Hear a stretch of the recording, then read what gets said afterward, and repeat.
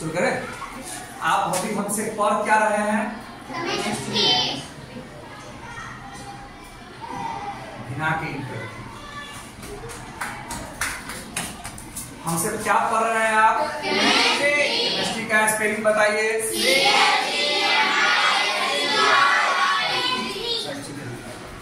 Chemistry को हिंदी में क्या बोलते हैं? क्या बोलते हैं बाबू?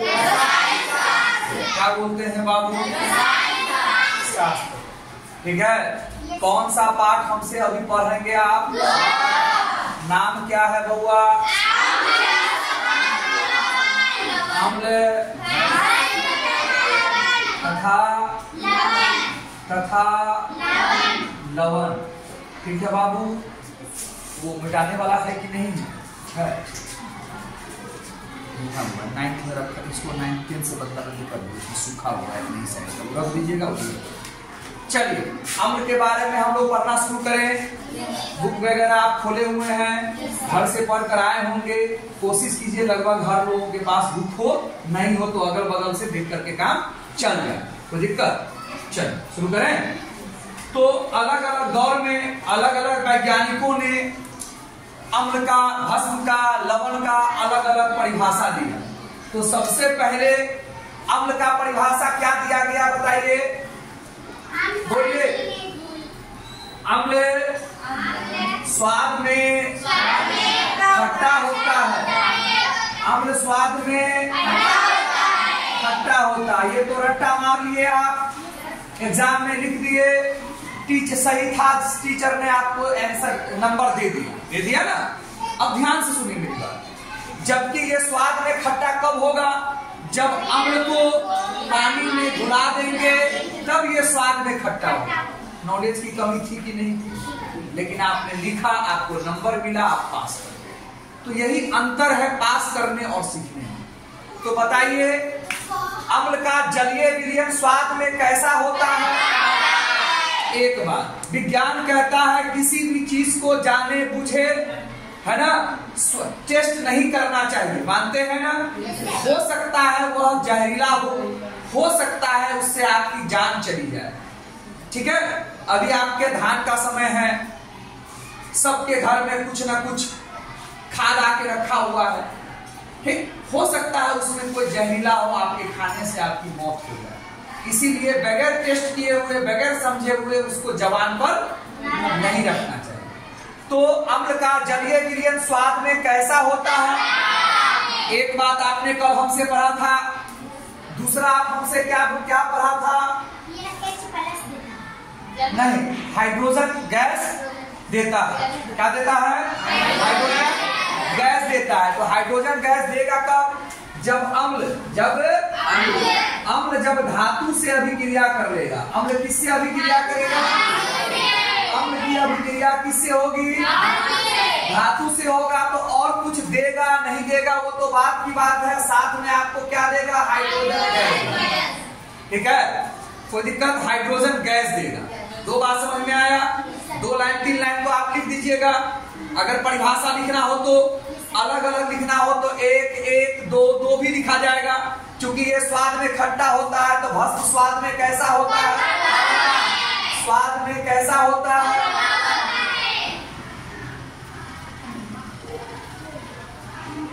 भस्म स्वाद में कैसा होता है? कैसा होता है? मतलब अम्ल और भस्म को मैं लेके चल रहा हूँ, लवण को अभी मैं छोड़े हुआ। कोई दिक्कत? तो बताइए अगर अलग अलग करेंगे तो अम्ल स्वाद में कैसा होता है? अम्ल का जलीय विलयन स्वाद में कैसा होता है? इसका एक भस्म स्वाद में कैसा होता है? दूसरा अम्ल धातु से अभिक्रिया करके कौन सा गैस मुक्त करता है? देखिए इसका एग्जाम्पल, ये अम्ल है कि नहीं है? ये लोहा धातु है कि नहीं है? और आपको क्या पहले से पता है कि हाइड्रोजन गैस निकलेगा ना। इसकी कहानी खत्म हो गई। अब 2 क्यों है, उधर 1 क्यों है? तो मामला संतुलित करने का, वो तो अभी हम बताएंगे। संतुलन हम पढ़ा चुके हैं। बच गया क्या? ये दोनों बच गया। आप क्या लिखेंगे? FeCl। क्या लिखेंगे? HCl। ओके, अब ये संतुलित तो है नहीं, तो संतुलित करेंगे। क्या करेंगे? संतुलित करेंगे। तो हाइड्रोजन कैगो, ये आपने एक नॉर्मल देखा कि अम्ल धातु से अभिक्रिया करके हाइड्रोजन गैस देगा, ये आपने नॉर्मल देखा।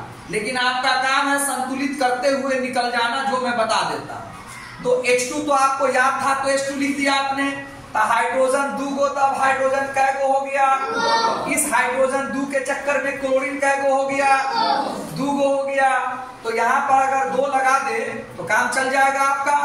और अगर आप यहाँ पर 2 लगाते हैं, ठीक है, तो फिर आपको यहाँ पर क्या लगाना पड़ेगा? 2 लगाना पड़ेगा। बात समझ में आ रहा है कि नहीं? चलिए, तो ये आपका क्या हो गया? अम्ल की अभिक्रिया धातु से हुआ तो क्या बना? FeCl2। आप इसका तो नाम जानना होगा कि केवल FeCl2 बोलने से काम चल जाएगा। बोलिए, FeCl2 बोलने से काम चल जाएगा या इसका नाम बोलना होगा? बोलिए ना, बोलिएगा तो मैं सीखूंगा। नाम बोलना होगा। तो नाम के लिए आप ये सूत्र लिखेंगे, है ना? ठीक है, सूत्र लिखेंगे तो इसका नाम भी आपको पता चल जाएगा। और ये हाइड्रोजन गैस है। Fe को क्या बोलते हैं? आयरन बोलते हैं, फेरिक बोलते हैं, फेरस बोलते हैं। ठीक, तो ferric chloride, ferric chloride, ferrous chloride, iron chloride. कोई तो सही होगा। तो मैं जानबूझ के आपको सही नहीं बता रहा हूं, आपको इच्छा होनी चाहिए सीखने की। संतुलित ये हो चुका है। हम संतुलित करने के लिए भी नहीं बैठे थे। अम्ल के बारे में जान रहे थे कि अम्ल धातु से अभिक्रिया करेगा तो क्या लिखेंगे आप? हाइड्रोजन गैस मुक्त करेगा। क्लियर हो गया इतनी बात? 2 बात सीख लिए। चलिए, और इसका दूसरा कल क्या पढ़े थे? भस्म किसके साथ? अम्ल से अभिक्रिया करके क्या कर देता है? उदासीन कर देता है। क्या कर देता है? उदासीन कर देता है। भस्म की अभिक्रिया अम्ल से होगी या अम्ल की अभिक्रिया भस्म से होगी? तो मेन आप भस्म को पढ़ रहे हैं, इसलिए भस्म का वैल्यू थोड़ा ज्यादा दीजिए। ठीक है, तो भस्म की अभिक्रिया किससे होगी? तो क्या हो जाएगा? उदासीन हो जाएगा। कोई दिक्कत? ठीक, अब पूरा पढ़ाए थे जब अम्ल भस्म की अभिक्रिया अम्ल से होगी तो लवण और जल बनेगा। ऐसी अभिक्रिया को उदासीनीकरण अभिक्रिया कहते हैं। इतनी बात आपकी समझ में आ गया। उसके बाद आगे और वैज्ञानिक आए, उन्होंने अम्ल के बारे में क्या कहा? बोलिए, अम्ल जल में घुलकर, बोलिए, हाइड्रोजन आयन देता है। क्या देता है? क्या देता है? हाइड्रोजन आयन को किससे सूचित करेंगे? तो अम्ल जल में घुल करके क्या देता है? हाइड्रोजन आयन देता है, H+ आयन देता है। इसका तीसरा देखिए बाबू, 1 2 3 ऐसे लिखा गया, ठीक कर लीजिए। चलिए, इसका तीसरा देखिए, ये भस्म क्या होगा? जल में घुल करके क्या देगा? हाइड्रा। हाइड्रा, बोलिए, हाइड्रा ऑक्साइड, बोलिए, हाइड्रा ऑक्साइड आयन देगा। क्या देगा? Hydra oxide. हाइड्रा ऑक्साइड का सूत्र क्या होता है? OH-। हाइड्रा ऑक्साइड आयन देगा। ठीक है ना? तो ये बात बोलने के लिए जो आए थे उनका नाम था अर्हेनियस। क्या नाम था?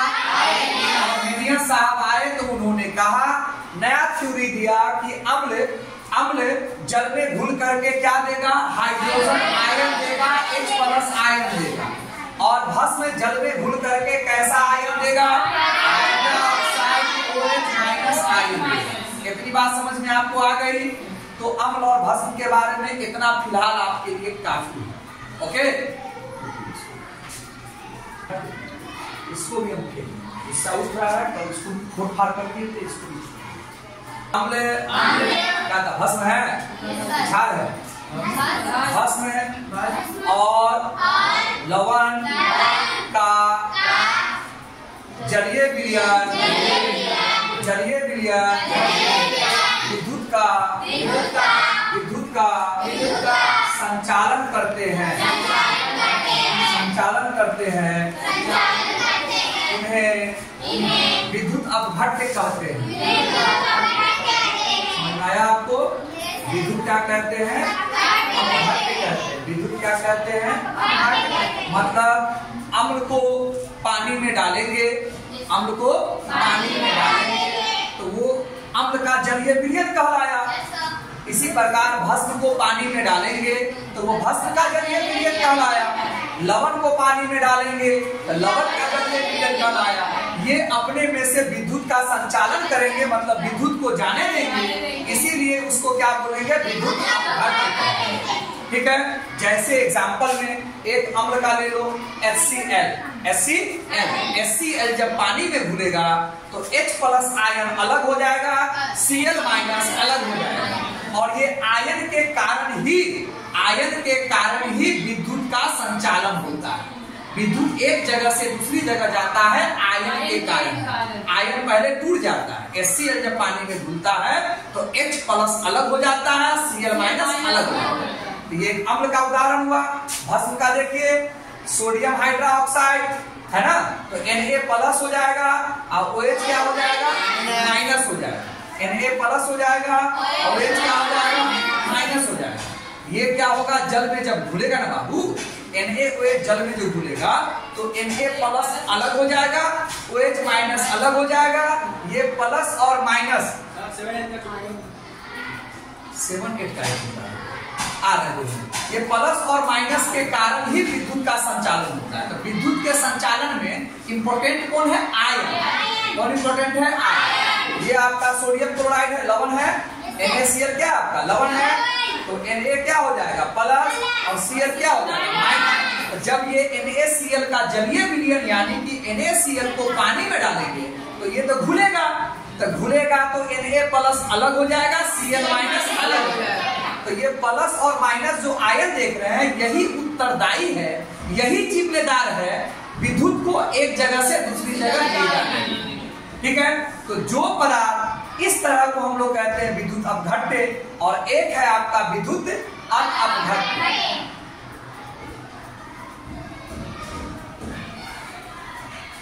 विद्युत अनअपघट्य, विद्युत अनअपघट्य, विद्युत अनअपघट्य। तो विद्युत अनअपघट्य क्या है, वो जैसे कि इसमें उसमें तो अम्ल भस्म लवण आया है, इसमें क्या आएगा, एल्कोहल। क्या आएगा, एल्कोहल। और क्या आएगा बोलिए, क्या आएगा बोलिए, ग्लूकोस आएगा। और कुछ आएगा, यूरिया। बोलिए, यूरिया।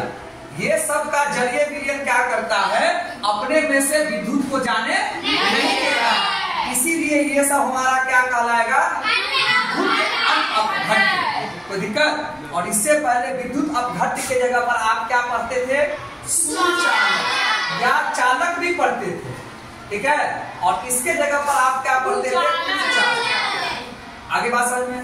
तो जिसका जलीय लवण, अम्ल, भस्म और लवण का जलीय विलयन अपने में से होकर विद्युत का संचालन करने देता है, इसीलिए उसको विद्युत अपघट्य कहते हैं।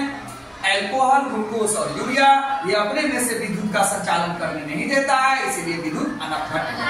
आप ऐसे भी पढ़े हुए हैं, जो करंट को जाने दे, अपने में से होकर जाने दे, उसे सुचालक, और जो जाने न दे वो कुचालक। इतनी बात आपको समझ में आ गई, ये भी टॉपिक आपका क्लियर हुआ।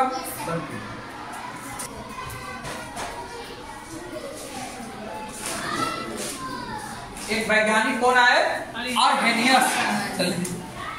अर्हेनियस साहब आए तो उन्होंने क्या कहा, अम्ल के बारे में अर्हेनियस साहब क्या बोलते हैं, उसमें अर्हेनियस साहब कहते हैं कि अम्ल जल में घुल करके क्या देगा, हाइड्रोजन आयन देगा। क्या देगा बाबू, हाइड्रोजन आयन देगा। अब देखो 3 बार 4 बार 5 बार हो गया कि नहीं हो गया। तो अम्ल कौन है आपका, HCl अम्ल है, और जब ये H2O हुआ, हाँ, घुल करके क्या बन गया, H+ आयन दिया कि नहीं दिया, और जो दिया तो दिया, लेकिन आपको H+ से मतलब। ठीक, इसी प्रकार H2SO4 ये सल्फ्यूरिक अम्ल है कि नहीं, ये जल में घुल करके आपको क्या दिया, H+। और क्या दिया वो जाने दीजिए, वो तो आप डीपली पढ़ेंगे तो समझ में आएगा, अभी जो पढ़ना है वही पढ़ना। इसी प्रकार आपको क्या बोले, एसिटिक अम्ल बोले थे ना, CH3COOH। बोलिए, एक बार बताया, दोबारा बार में आपको आ गया। तो एसिटिक अम्ल हुआ कि नहीं हुआ, ये जल में घुल करके क्या देगा आपको, H+ आयन देगा। जो H+ आयन देगा वो सब क्या होगा, अम्ल होगा। तो अम्ल की परिभाषा अर्हेनियस साहब ने इस प्रकार। ठीक, अब क्या क्षार है कि भस्म है, भस्म है, तो भस्म की अभिक्रिया किससे होगी, जल से होगी। तो अभिक्रिया नहीं बोले, उससे अच्छा है हम ये बोले कि भस्म को जब जल में मिलाया जाएगा तो उसके जलीय विलयन से हमको क्या मिलेगा, OH-। इसको क्या बोलते हैं, हाइड्रा ऑक्साइड। क्या बोलते हैं, हाइड्रा ऑक्साइड आयन बोलेंगे, यही बोलेंगे जी। ठीक, तो भस्म में क्या है आपका सोडियम हाइड्रोक्साइड NaOH। साइज ठीक है, साइज ठीक है NaOH। नीतू अंशु देखिए तो आप लिख दिए थे कि साइड आई है, नजदीक आके देखिए, इसका मतलब वीडियो घर पर देखती होगी तब तो बोली थी। NaOH ठीक है, सोडियम हाइड्रोक्साइड। अभी देख रहे पढ़ाते धोखे दे देता, गुस्सा आता है तो उस मार्कर को पकड़ लेते हैं, वो हो जाता है छोटा। अब बताइए नया ला रहा हूं तब ये हाल है, पैसा लगता है। अब मान लिया कि काम करने के लिए आते हैं, मूड खराब कर देते हैं, गर्मी ऐसे ही है। सोडियम हाइड्रोक्साइड जब जल में घुल जाएगा ना बाबू, तो जल का सूत्र क्या है आपके पास, वो आपको क्या देगा OH माइनस देगा। ठीक है, ये पोटेशियम हाइड्रोक्साइड है, ठीक है, जल में घुल करके क्या देगा OH माइनस देगा। तो ये बात किसने कहा था, अर्हेनियस साहब ने कहा था कि अम्ल जब जल में घुलेगा तो हाइड्रोजन आयन देगा, और भस्म जब जल में घुलेगा तो क्या देगा हाइड्रोक्साइड। तो मुझे लगता है अम्ल और भस्म आपने काफी पढ़ लिया, अब आगे बढ़ते हैं। थोड़ा देर के थोड़ा सा क्षार भी आ जाता नहीं, तो जो भस्म इसमें पहले पानी है ना जी, इसमें पहले पानी है ना बाबू इसके अंदर में, इसमें क्या डाल देना है, भस्म डाल देना है। तो भस्म जब पानी में घुल जाता है तो क्या बनता है, क्षार बनता है। जो भस्म पानी में घुल जाता है वो क्या बनता है, पानी में भस्म जब पानी में घुल जाता है तो क्या बनता है, क्षार। हो गया, इतना ही पढ़ना था, क्लियर हो गया ना। अब वीडियो रोकिए, इस टॉपिक का नाम क्या पढ़ेंगे बेटा, उदासीनीकरण। क्या पढ़ेंगे बाबू, उदासीनीकरण। तो उदासीनीकरण किसको कहते हैं, ध्यान सुनिए, बोलिए। जब अम्ल की अभिक्रिया क्षार से होती है तो लवण और जल बनता है, ऐसी अभिक्रिया को उदासीनीकरण अभिक्रिया कहते हैं।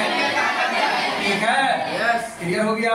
तो उदासीनीकरण अभिक्रिया में अम्ल क्षार अभिक्रिया करेगा तो वो उदासीन हो जाएगा, फलस्वरूप हमको क्या देगा, लवण और जल।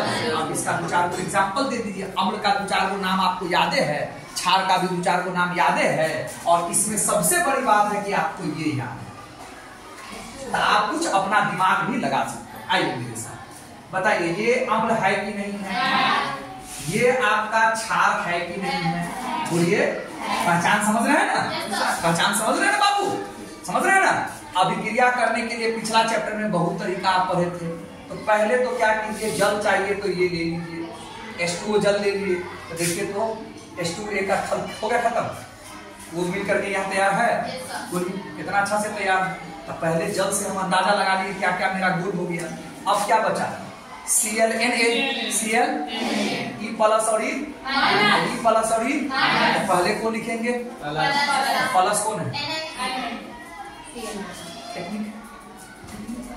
सीखेंगे, मुस्कुराएंगे, अंदर से अच्छा लगेगा, लेकिन सीखेंगे तब, कोशिश करेंगे तब, चेष्टा करेंगे तब।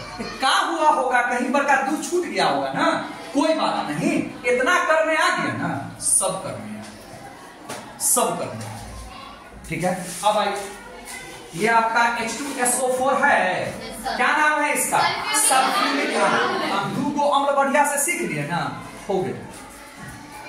अब ये क्या है, पोटेशियम हाइड्रोक्साइड है, इसकी अभिक्रिया करेंगे तो लवण और जल बनेगा। तो जल के लिए देखिए कहां से कहानी खत्म हो रहा है, सर 3 को जल H बुझा रहा है, यहाँ 2 को है, संतुलित में पकड़ा जाएगा।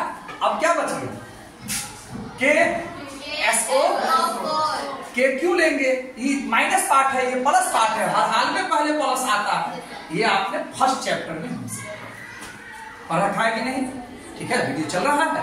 तो क्या को एग्जांपल ठोके, 2 को एग्जांपल ठोके, ये दोनों आपका क्या माना जाएगा, लवण जल।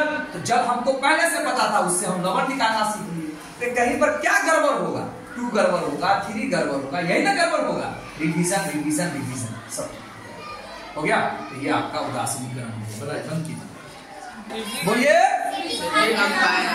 सेब में मौलिक अम्ल पाया जाता है,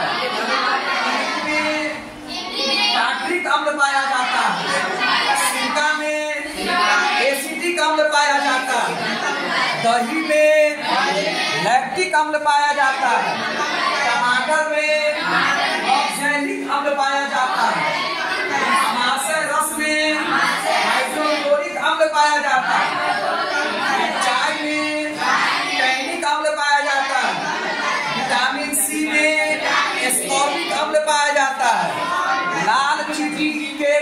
में फॉर्मिक अम्ल पाया जाता है।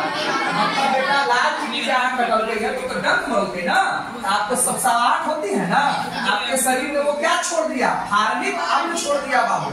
अब ये बहुत जरूरी है, तुम जनरल कंपटीशन का किताब लेकर आओ, मेरा टीचर वाला किताब रखे हुआ है, पूरे किताब में एक आध 2 क्वेश्चन जरूर मिल जाएगा, तो बाद में एक आधे को मिलेगा, आज आपको बहुते पढ़ना है। और झूठ मूठ का उस दिन पढ़ना होगा, बहुते पूछेगा तो हम बहुते आजे ना पढ़ ले, तो पढ़ के कुछ बनने का सपना देखिएगा, वो पढ़ेगा, नहीं तो बात गई खत्म। इतना समझा दिया आपको। अब आगे बढ़िए। अम्ल और भस्म के गुण में आप चल रहे हैं। दूसरा है अम्ल का गुण क्या है, विषैला और क्या होता है, तीव्रनाशक होता है। तो कुछ अम्ल ऐसा है जो कैसा होता है बाबू, विषैला, इसीलिए ना कहते हैं जवान पर नहीं रखना है। और कॉपी सब होगा, उसमें कॉपी सब होगा, कॉपी उसमें आज कौन विषय है, जीके है, तो जीके कॉपी क्या हुआ, उसमें कॉपी रखा हुआ था, छोटी कॉपी,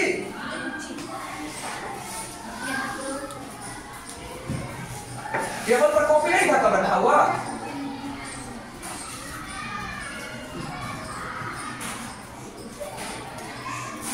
ठीक है। कुछ अम्ल कैसे होते हैं बाबू, आपको मना किया गया था ना कि जवान पर नहीं रखना है, कहीं वो विषैला है तो आपको तो लेके चला जाएगा, है ना। अब कुछ कैसे होते हैं, संक्षारक होते हैं। क्या होते हैं, संक्षारक। संक्षारक समझते हैं, जंग लगने को क्या बोलते हैं जी, तो वो हानिकारक भी होते हैं। कोई दिक्कत, बोलिए बोलिए जी। जैसे बैटरी में जो हम लोग पानी रखते हैं वो भी क्या है, अम्ल है, तो उसको टेस्ट करेंगे तो रहेंगे आप, नहीं रहेंगे। नाइट्रिक अम्ल का प्रयोग किया जाता है खाद बनाने में, खाद को मुंह पर रखने के लिए मैंने कहा था, नहीं। नाइट्रिक अम्ल का उपयोग करते हैं विस्फोटक बनाने, विस्फोटक मतलब बम बारूद बनाने, उसको मुंह पर रखिएगा। चलिए, हमारे पेट से कौन सा अम्ल निकलता रहता है, क्यों निकलता है, कैसे निकलता है, बहुत बढ़िया से पढ़ाया हुआ, ठीक है। उसके बाद है अम्ल और भस्म की पहचान करना होगा तो किससे करेंगे, रंजक से करेंगे। सूचक पढ़ा था बउआ, हमें कोई चीज हो रहा है उसकी सूचना हमारे बॉडी को पहले मिलती रहती है, हम इग्नोर करते हैं, इसीलिए बीमारी बढ़ जाती है, बीमारी बढ़ जाती है। अब आपकी तबीयत खराब है, आप जबरदस्ती काम कर रहे हैं, आराम में नहीं जा रहे हैं, तो वो तो बढ़ेगा ही बढ़ेगा। दांत में आपको क्या हो रहा है, दांत सनसना रहा है, आप उसको इग्नोर कर रहे हैं, तो दांत आपका और खराब होने करेगा। तो आपको अंदाजा लग गया तो तुरंत आपको जगह पर जाना है ना, उसका इलाज करवाने के लिए। तो क्या होगा, आप बच जाइएगा, बीमारी जहां था वहीं पर रोक दिया जाएगा, आपका दांत बच जाएगा, ठीक है। तो अम्ल और भस्म की जो सूचना देना है वो किससे देना है, सूचक से देना है। किससे देना है, सूचक से देना है। तो सूचक 2 प्रकार के होते हैं, एक होते हैं जो हम लोग फैक्ट्री में बनाते हैं, तो वो हुआ मानव निर्मित, और एक हुआ कि ऊपर प्राकृतिक होता है, जैसे कि हल्दी जब कपड़े पर गिरता है तो कैसा हो जाता है, पीला हो जाता है। तो सूचना दिया ना वो, पीला होकर के सूचना दिया कि नहीं दिया, तो ये हल्दी क्या माना जाएगा, प्राकृतिक माना जाएगा। और कुछ क्या होते हैं, मानव निर्मित। मानव निर्मित वाला कहाँ बनता है, प्रयोगशाला में बनता है। फैक्ट्री बोलना बहुत अच्छा नहीं है, वो समझाने के लिए, ठीक है। प्रयोगशाला में बनता है, उसको संश्लेषित कहते हैं, उसको कृत्रिम कहते हैं, ठीक है ना। तो जैसे कि देख लीजिए, एक लिटमस है, अगर लिटमस क्या करेगा, जब लिटमस पर अम्ल डालिएगा ना, सुनिए ध्यान से, देखते भी रहिए, लिटमस पर जब देखते रहिए बुक में भी, लिटमस पर जब अम्ल डालिएगा तो वो लिटमस पर जब अम्ल डालिएगा तो क्या होगा, रंग परिवर्तन होकर के लिटमस कैसा हो जाएगा, लाल हो जाएगा, रंग बदलकर क्या हो जाएगा, कैसा हो जाएगा। तो लिटमस अगर उसको किस पर डालिएगा, छाप डालिएगा तो कैसा हो जाएगा। तो पहचान के लिए पानी में ना घोलना पड़ा, नहीं समझे, पानी में घोल करके H+ और OH- करते थे ना, अब तो वो भी करना नहीं पड़ा, जवान पर भी लेना नहीं पड़ा, खट्टा या कड़वा के लिए, समझ रहे मेरी बात। तो लिटमस पत्र पर अगर हम अम्ल रखेंगे तो वो लिटमस पत्र कैसा हो जाएगा, लाल हो जाएगा, लाल हो जाएगा। अच्छा रखेंगे तो कैसा हो जाएगा। अगर मेथिल ऑरेंज है, क्या है, सब होगा। 5 मिनट का लड़की को रेस्ट है। मेथिल ऑरेंज पर अगर अम्ल रखेंगे तो मेथिल ऑरेंज का कलर बदल कर कैसा हो जाएगा? बोलिए, लाल हो जाएगा। मेथिल ऑरेंज पर अगर क्षार रखेंगे तो उसका कलर बदल कर कैसा हो जाएगा? पीला। फिनोप्थलीन पर अगर हम अम्ल डालेंगे तो कैसा हो जाएगा? रंगहीन, कोई रंग नहीं रहेगा।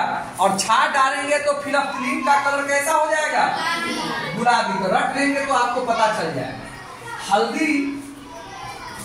हल्दी कैसा हो जाएगा? पीला। और क्षार से अभिक्रिया कर करके लाल भूरा। आप समझ रहे हैं मेरी बात? नहीं समझ रहे हैं? ऐसा कीजिए, आपको दिक्कत हो रही है तो पॉइंट नंबर 3 आप खुद से पढ़िए, पॉइंट नंबर 4 से हम समझाएंगे। 3 तक आप डायरेक्ट पढ़िए, वहां पर जाकर के क्लास को बंद करेंगे। ओके, चलिए वो वीडियो बंद कीजिए।